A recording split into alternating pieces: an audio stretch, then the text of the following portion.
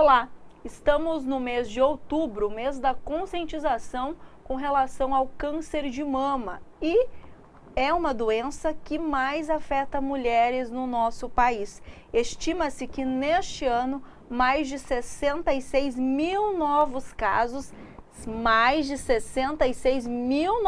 estou repetindo essa informação para você, sejam diagnosticados de câncer de mama no país. Isso representa 25% de todos os tipos de câncer que afetam o sexo feminino. Um dado aí muito cruel para nós mulheres. E para a gente falar um pouco mais sobre o câncer de mama, sobre tratamento, a importância do autoexame, está aqui conosco o médico oncologista André Crepaldi. Muito obrigado por aceitar o convite do RDTV para a gente discutir, falar e desmistificar muitas coisas para quem está aí nos assistindo.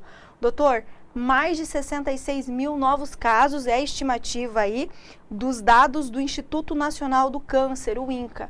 É um número assustador. Exatamente, eu acho que a importância desse mês é justamente isso, lembrar disso e tomar um baque inicial, ou seja, o susto pelo número de pessoas atingidas. E se você coloca isso de outra forma, a gente tem provavelmente em torno de 8 mulheres em cada 100 que vão desenvolver câncer de mama durante a vida. Então a gente tem realmente um risco aumentado e para isso hoje existem muitas formas de diagnóstico precoce que, por um lado, nós estamos falando de susto, por outro a gente fala de esperança. Ou seja, quando a gente faz o diagnóstico precoce, a gente tem chances de curas maior que 90%. Então a gente bate nisso, temos que diagnosticar precocemente. Por quê? Justamente por causa disso. E o diagnóstico precoce ele acontece primeiro através do autoexame e também consultas de rotina ao ginecologista. Exatamente, a mulher se conhecer primeiro, né? Ou seja, fazer o autoexame. O autoexame ele não vai fazer o diagnóstico, obviamente, mas ele é importante porque a mulher vai notar uma certa diferença. Uma certa diferença. E isso, às vezes, é bastante comum ser a primeira forma de anormalidade que procura o médico. E aí nós temos todas as outros exames indicados para prevenção e diagnóstico, a gente chama de rastreamento, porque tecnicamente não seria uma prevenção em si, porque quando você faz o diagnóstico ali já não é mais prevenção, é um diagnóstico precoce, são exames chamados de rastreamento, que o grande exame hoje é realmente a mamografia, apesar de que muitas vezes a gente se associa ele com outras coisas, mas a mamografia no mundo foi um dos poucos exames que mostrou queda de mortalidade quando se utilizava na população geral, e não só na rede privada, tudo, mas realmente no nível populacional. E a gente falando dessa questão de mortalidade, nas pesquisas apontam, inclusive, que o câncer de mama no Brasil e regiões é possível observar uma tendência ascendente ao longo aí desses últimos anos. Isso é a falta aí do diagnóstico precoce? Exatamente. A gente falou em 60 mil casos novos, a gente tem aproximadamente entre 19 a 20 milhões de mortes, 20 mil mortes por ano, ou seja, quase um terço aí disso aí, do total da incidência, a gente tem mortalidade, ou seja, uma doença que realmente, com diagnóstico avançado, você tem maneiras de amenizar, controlar, reduzir sintomas, mas você não vai curar quando ele sai da mama e vai para outros órgãos, que é a chamada metástase, né, que são os casos avançados. Então, nessas situações, realmente, é mais difícil. A gente viu também com a pandemia um represamento de casos, ou seja, os pacientes não iam ao médico com medo de adquirir aí o vírus. E, nesse tempo, a gente está vendo agora, nos últimos 6 meses, pacientes que ficaram esse tempo sem ir e agora vêm com uma lesão em mama maior, que idealmente a gente quer diagnosticar com menos de 2 centímetros, menos de 1 centímetro, se isso acontecer, né? Mas não, a gente está vendo realmente casos mais avançados e isso mais gritante ainda na rede pública. O Hospital de Câncer e outros hospitais que atendem pacientes do SUS, né? Essa questão do câncer em si, né? Tudo tem um início, um sintoma. além do autoexame, existe outras formas da mulher começar a ficar atenta, dar um alerta de perigo, no sentido assim, alguma coisa não está certa com o meu corpo? Sim, eu acho que os sintomas mais comuns é o caroço, né, o nódulo na mama, mas a gente tem alguns outros, às vezes a normalidade da pele da mama, ele pode ou aprofundar ou fazer um abaulamentozinho, uma bolinha na mama, mudança da cor da mama, às vezes ela fica como se estivesse inflamada, avermelhada, isso é um aspecto também de doença. Ocorrem algumas infecções, mas principalmente na mulher que está amamentando, tudo, mas fora dessas situações, essas mudanças de cor, inflamação, tem que procurar o médico. A saída de secreção pelo mamilo também, fora do período da amamentação, é um sinal que leva a paciente ao atendimento e deve ser um cuidado.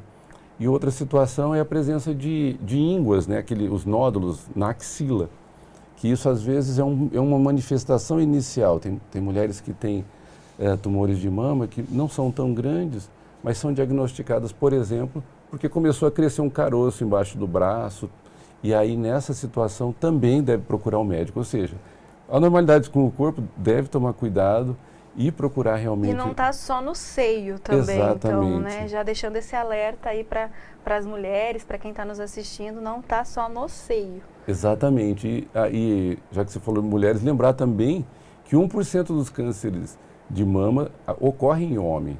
E o homem também tem que ter esse cuidado. Apareceu um nódulo na mama, com tudo isso que a gente acabou de falar, procura atendimento também. No caso é o mastologista, que é o médico que acompanha essas anormalidades de mama, seja benigna ou seja por um câncer, mas devem sim procurar. Apesar de não ser comum, a gente tem casos, muitas vezes os casos são mais agressivos, porque a mama masculina é menor, mas tem todo esse tecido que pode... Sintomas são os mesmos São também? semelhantes e às vezes é mais fácil até de diagnosticar, porque aparece um caroço, tudo. Só que de um modo geral o homem é mais relaxado na procura de atendimento, então muitas vezes quem está assistindo é a mulher e sabe disso, que deve forçar o homem. A gente usa isso tanto para o câncer de mama, quanto no mês que vem, que a gente tem aí uma campanha do Novembro Azul, e que habitualmente são as mulheres, as mães e irmãs que acabam estimulando o homem a procurar, porque de um modo geral a maioria se acha o super-homem que não vai ter nada, e realmente é uma coisa que deve ser falada. Agora a gente falou da questão dos sintomas, mas como é que surge? Né? A gente vê muito a questão dos alimentos cancerígenos, a falta de atividade física, a questão até mesmo ligada muitas vezes à depressão, a coisas que a gente guarda. É verdade isso? Tem que ter esses cuidados da alimentação, tem que ter esse cuidado com a própria autoestima nesse sentido, para não gerar algo muito pior. Como é que o senhor vê isso? Sim, eu acho que a gente, isso que você falou, está tudo correto. A gente tem como se fosse, isso é multifatorial, a gente tem vários fatores que levam ao câncer. O câncer, de forma resumida, é o quê? É uma célula do corpo, que é como se fosse um tijolo, em que dentro, esse tijolo vai se multiplicando, ou seja, forma todos os nossos tecidos. Isso aí é uma delas que sofre uma anormalidade. Ou seja, dentro do maquinário dela, em vez de vamos falar de pele, dividir e parar, ela se divide e não para mais. Por quê? Porque dentro ficou alterado. E aí vem a pergunta, o que leva ao câncer, né? Por que alterou lá dentro? E a gente tem essa série de fatores. A gente tem, primeiro, o que a gente herda, a parte da genética. Para vários cânceres, e para o câncer de mama isso é mais gritante, quando se tem uma história familiar, principalmente de primeiro grau, né, de uma irmã, mãe, filha com câncer de mama, aumenta o risco no restante da família. E essa situação ainda é maior se o câncer foi antes dos 50 anos. Então, já se soma isso. Aí você tem outros... se essa mulher tem essa característica e tem outros fatores, por exemplo, obesidade, que hoje na população brasileira a gente tem mais de 50% das pessoas classificadas como acima do peso e obesa um pouco menor, mas isso também aumenta o risco de câncer. E aí a gente vê o nosso organismo como não só câncer, né? Essas fatores chamados de risco vão afetar outras coisas, doenças do coração, cerebrais, etc., né? Várias delas vão estar no mesmo sentido. A gente tem aí a falta de atividade física como outra influência. Então, a gente tem alguns trabalhos grandes mundiais mostrando que a pessoa que tem, a mulher que tem atividade física regular, pelo menos 2, 3 vezes por semana, pelo 30 minutos, não é uma coisa absurda, não é uma maratonista, que tem uma alimentação focando um pouco mais saudável e controla o peso, isso reduz em até 30%, e não fuma, reduzem até 30% o risco de câncer. Ou seja, são as medidas que a gente fala e ouve todo dia, né? Mas é fácil fazer tudo isso? Todo dia não, porque tem festas, tem períodos em que a pessoa não está bem, não vai poder fazer atividade física. Então, são uma série de fatores que influenciam para desenvolver o câncer. E em câncer de mama a gente tem vários fatores ainda ligados à parte hormonal, que aí influenciam também isso. A gente tem aí classicamente alguns fatores aí que alguns chamam de mito. No dia a dia, né? explica para quem está em casa o que seria essa questão hormonal aí, mudança de rotina, mudança de humor, isso também influencia de certa forma, então? Não, seria mais ou menos as alterações da mulher durante a vida. Por exemplo, a gente sabe hoje que a mulher que tem o ciclo de vida dela inteiro menstrual maior, aumenta o risco um pouquinho de ter câncer de mama. Ou seja, aquela mulher que menstruou muito cedo, 11, 12 anos ali, e tem uma menopausa, ou seja, parada da menstruação muito tarde, mais de 50 anos, já sabe que isso é um fator. Outro fator que também é um pouco protetor é a amamentação, que também é ligado à parte hormonal nesse sentido. Então, a amamentação protege. Mas a gente vê pacientes no consultório, hoje mesmo, de um paciente falando, eu amamentei e tenho câncer. Isso realmente não protege 100%, mas se sabe que reduz. Né? Então, é uma soma. Para quem está em casa, doutor, reforçando essa questão que a gente ouve muito, né? O amamentar ajuda na questão do câncer, né? A prevenir de uma certa forma, a diminuir a possibilidade. Então, isso é um fato. Isso é um fato, não é um mito, é uma verdade realmente. E que o fato de amamentar vai reduzir a chance. E ainda na parte hormonal, quando a gente fala sobre isso, a gente fala um pouco sobre a reposição hormonal, que é uma situação assim extremamente comum na mulher, né? A partir de 50 anos, um pouquinho para cá, um pouquinho para lá, os hormônios que são produzidos pelo ovário vão cair na corrente sanguínea, e a mulher geralmente sente aquele calorão, irritabilidade, ganho de peso. Então são vários fatores e muitas vezes esses sintomas são tão graves que levam a uma reposição, ou seja, procura um ginecologista que vai avaliá-la e vê a necessidade de repor hormônios que está faltando. Esse fato aumenta um pouco, sim, o risco de ter câncer de mama, mas o benefício que a mulher tem no sentido de melhora da qualidade de vida, da melhora da autoestima, da melhora em poder fazer as atividades é muito maior. E se essa mulher continua com os cuidados e com orientação, não há uma contraindicação para isso. Acho que deve fazer mesmo, mas sempre sob supervisão. O ginecologista vai orientar por quanto tempo, tudo. Essa questão do uso do anticoncepcional, né, de forma aí, tem muitas mulheres que usam há anos, não param. Isso também traz algum prejuízo no quesito câncer, seja ele de mama ou alguma coisa do tipo? Sim, a gente já isso aí ficou durante muito tempo pendente. Tivemos um trabalho mostrando realmente que eleva sim as mulheres que usam anticoncepcional o risco, mas bem pouco de ter câncer. Mas o que a gente argumenta é justamente que os benefícios durante a vida, na qualidade do trabalho e obviamente do risco de não engravidar sequencialmente é muito maior do que esse maior risco. Então essa mulher pode sim fazer reposição, o uso de anticoncepcional, mas sempre com atendimento médico, buscando qualquer anormalidade que tenha, fazer exames, né, para que isso não tenha uma consequência maior, ou seja, de estimular um câncer e ser diagnosticada, por exemplo, numa situação mais avançada, né. Doutor, você falou dessa questão de não engravidar. A gestação por si só, ela também influencia para amenizar os perigos de um possível câncer de mama ou de colo de útero, de repente? Sim, um pouco. É uma situação que antigamente as mulheres engravidavam e amamentavam durante muito tempo, né? Hoje a maioria das mulheres tem um filho e isso com certeza influencia também. É muito maior a influência na amamentação, mas isso também tem. Uma coisa que você tinha perguntado, nós não falamos, é dessa parte da depressão e outras alterações. Você trazer isso para essa carga, né? Que a gente, vamos chamar de carga negativa, pensamentos.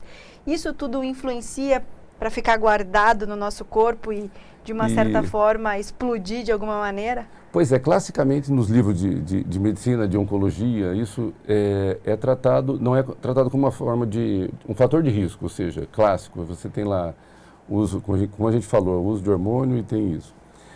No dia a dia a gente vê muito, não só no consultório, mas falando com outros oncologistas, e hoje a gente, para tratar de um tumor de mama, a gente tem uma equipe inteira, não é? Antigamente era focada no médico, né? O médico hoje faz parte do tratamento. Mas a gente tem todo um grupo de equipe multidisciplinar com psicólogos, nutricionistas, fisioterapeuta, farmacêutico, enfermeiro, odontólogo, tudo realmente por quê? Porque demanda muitas coisas. A gente vê situações de estresse, por exemplo, ou depressão, ou outras situações, que é muito comum a gente ver a saída do herpes, por exemplo. O que é isso? Mas nada mais é porque essa situação sua influenciando numa parte imunológica e deixando aflorar algumas coisas. Então a gente vê isso da parte viral e com certeza a gente sabe hoje que a parte imunológica é essencial para controle de não deixar surgir células do câncer. Tanto que um dos grandes avanços na oncologia foi a imunoterapia. Foram remédios que estimulam nosso sistema imunológico a voltar a atacar. Então, eu acredito sim que isso ocorra, a parte mental e de humor afetando a parte do organismo como um todo, porque tem tudo a ver. Doutor, a gente falou antes dessa questão de mulheres acima de 50 anos, o INCA até fala, né, de mulheres de 50 a 69 anos fazerem a mamografia pelo menos de 2 em 2 anos, mas mulheres abaixo dessa idade, mulheres que estão ainda menstruando, mulheres mais novas nesse contexto, é um perigo também? Elas também precisam estar atentas ao Outubro Rosa, precisam fazer seu exame de mamografia? Sim, precisam e devem ficar atentas. Até 25% dos casos são abaixo de 50 anos. Então, aquela situação só acima de 50, realmente hoje não ocorre mais. Há uma discrepância a nível nacional, porque o Instituto Nacional do Câncer do Brasil, né, que ele realmente indica a mamografia a partir de 50 anos. Isso é um problema já discutido nas sociedades outras médicas, inclusive na sociedade de mastologia, que cuida das doenças da mama, que eles indicam a partir de 40. Realmente porque tem esse grande grupo de mulheres que não vão ser diagnosticadas precocemente se não fizer exames, e aí realmente é muito mais grave, principalmente porque mulheres mais jovens têm às vezes riscos maiores de ter tumores mais agressivos. Então, é importante você que tem menos de 50 anos realmente se ligar em qualquer anormalidade, procurar atendimento, que não é só uma doença do idoso, não, é muito comum, jovens, inclusive jovens abaixo de 30 anos, isso é bem menos comum, mas pode acontecer. Eu acho que o importante é lembrar que estou com uma anormalidade, e isso, muitas vezes a mulher vê isso na época da menstruação, que tem aquela normalidade, mas se isso não passa, continua, realmente procura atendimento médico, procura seu ginecologista e informa isso para que ele possa te auxiliar. Doutora, a gente falou sobre o diagnóstico precoce, sobre a importância da mamografia, mas vamos colocar aqui uma situação que a mulher foi já diagnosticada, né? Está com câncer. O tratamento, como é feito? É um tratamento, por exemplo, diferenciado da mulher que descobriu recente para a mulher que o câncer já tomou uma proporção maior? A gente pode chamar o tratamento do câncer de mama como um tratamento personalizado, por exemplo? Sim, hoje a oncologia como um todo tem essa personalização, ou seja, cada mulher é única ali, porque quando você faz o diagnóstico de câncer de mama, que nós estamos falando exatamente disso, né? Câncer de mama, você tem o sobrenome que a gente chama disso, ou seja, se esse tumor responde a uma medicação X ou Y, e quais as características. Isso a gente já consegue fazer, a gente já faz no dia a dia, e inclusive na rede pública, no SUS, a gente consegue fazer esses exames e usar medicamentos diferenciados. Então, uma dúvida comum é a mulher que vai no consultório e fica na recepção e muitas vezes conversa com a vizinha sobre, olha, meu tratamento, eu tenho um tumor de 2 centímetros e fiz tal tratamento. Aí não, o médico me indicou outro tratamento, por que está diferente? Realmente, está diferente porque cada uma tem a sua anormalidade ali dentro daquela célula, que é analisada, e hoje, através de estudos que a gente já tem vários, a gente sabe que determinados tumores vão responder alguma coisa ou não vão responder a outra, e aí por isso que tem algumas mulheres vão fazer medicação na veia para tratar, outras não vão precisar ou vão tomar comprimidos, e esse tratamento hoje, ele envolve cirurgias, envolve os remédios e envolve a radiação como tratamento. Então, a gente falou dessa questão da importância, né, do tratamento, seja ele mais precoce, seja ele um pouco mais avançado. A taxa de mortalidade é grande quando o tratamento já foi descoberto tarde, mas não é impossível, né? A mulher tem chances aí de sobreviver. Exatamente, eu acho que a gente falou do medo no início, mas acho que, por outro lado, nós temos uma esperança muito grande. O câncer de mama é um dos cânceres que mais respondem a tratamentos. Então, no inicial, que são tumores pequenos, que não saíram da mama, a gente tem taxas de curas maiores que 90% para tumores pequenos. E, por um outro lado, nos tumores que já se disseminaram, ou seja, a mulher fez um diagnóstico, mas ela tem, por exemplo, uma metástase, ou seja, uma célula que saiu dali, que foi para o osso, ou para o pulmão, ou para o fígado, e aí vem realmente o susto, o medo. Mas apesar disso, a gente tem hoje tratamentos que essa mulher vive há anos com isso, e o que a gente está vendo são avanços que há 2 anos não tinham, surgem novos medicamentos, novas drogas que a gente chama, e que muitas dessas drogas são menos tóxicas, são usadas via oral e ela continua com uma vida normal. A gente tem vários pacientes nesse sentido. E usando esse medicamento, se tornou uma doença crônica, a gente compara com diabetes, hipertensão e algumas fases da doença. É óbvio que existem doenças agressivas em que a gente não consegue uma boa resposta, mas acho que realmente é uma esperança com essas novas medicações para essa fase avançada. Quando a gente fala, o senhor comentou, já indo para o final da nossa entrevista, o senhor comentou da questão de hoje não ser só o médico oncologista estar presente. Existe uma equipe de enfermeiros, né, de outros profissionais extremamente preparados. Eu acho que um desses profissionais, creio eu, e eu queria que a gente falasse muito sobre isso aqui, é o profissional apto no quesito psicológico, terapêutico. Por que eu vejo isso, doutor? A gente está lidando com um câncer muito cruel para a mulher tem a vaidade por si só, o seio é uma questão também sexual, de beleza para nós mulheres. A importância dela estar, ao mesmo tempo, se tratando da doença em si, mas também se tratando mentalmente falando, né? Estando aí buscando um profissional apto nesse sentido, né? Para que as coisas avancem mais rápido. Isso acontece mesmo? Vocês indicam isso para o paciente? Gente, na verdade, fala para todos os pacientes que devem passar. O que a gente tem, às vezes, tem pacientes que têm um pouco de receio. Não vou no psicólogo, não tenho nada, estou forte.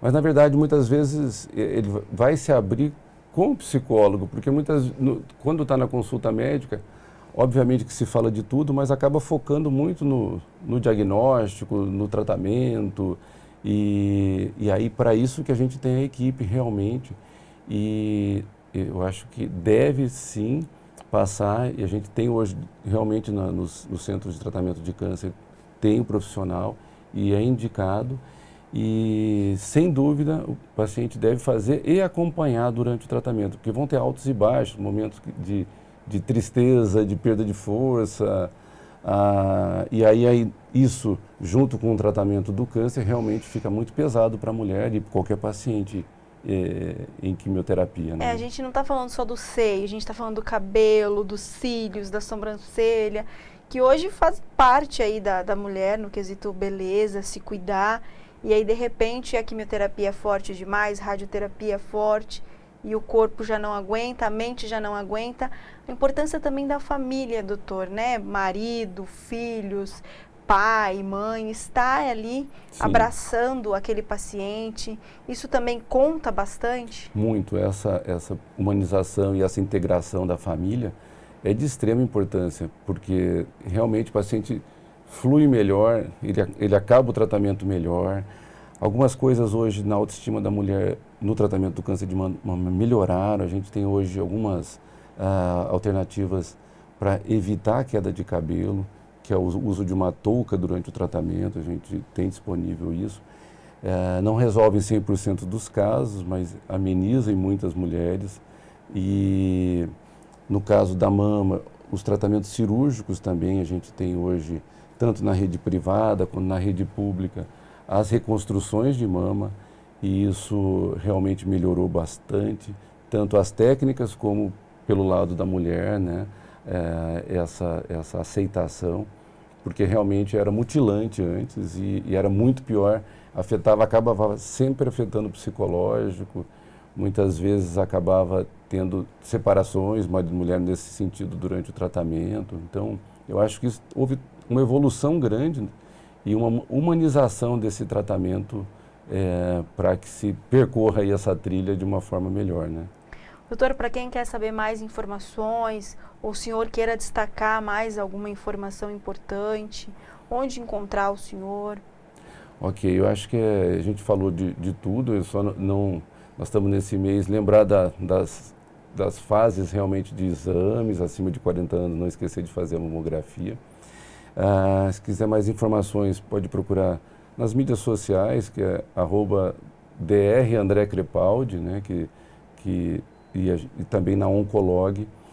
E no Hospital de Câncer também a gente tem bastante informação. Você citou isso durante a entrevista, e é importante a gente frisar, a rede SUS, ela tem um acompanhamento muito forte, né, no quesito câncer de mama, tanto no exame, no tratamento. Isso é muito importante, né, porque a gente tem que lembrar que a população nem sempre tem essa condição de bancar todo um tratamento, né? Exatamente. Eu acho que vem esse medo, mas essa mulher vai estar assistida tanto pela rede privada quanto na rede pública. Lógico que a gente tem problema na rede pública, mas esse tratamento é possível e é possível ser de uma alta qualidade também. Doutor, muito obrigada pelas informações. Nós conversamos com o doutor André Crepaldi, médico oncológico, né, médico oncologista. Então, para você que está em casa, a campanha Outubro Rosa segue até 31 de outubro, mas os exames não param, né, doutor? Tem que fazer o autoexame, tem que fazer o exame a partir dos 40 anos, mas mulheres abaixo dessa idade também devem fazer, devem se cuidar, procurar sempre o profissional de qualidade, o profissional aí que atenda às suas expectativas, né, no sentido de você se dar bem com essa pessoa para seguir um tratamento, se for necessário, para ele aí seguir toda a risca, né, do que precisa ser feito durante o tratamento, caso dê aí de fato o câncer de mama. Doutor, muito obrigada pelas suas informações. A você de casa, até mais. Tchau, tchau.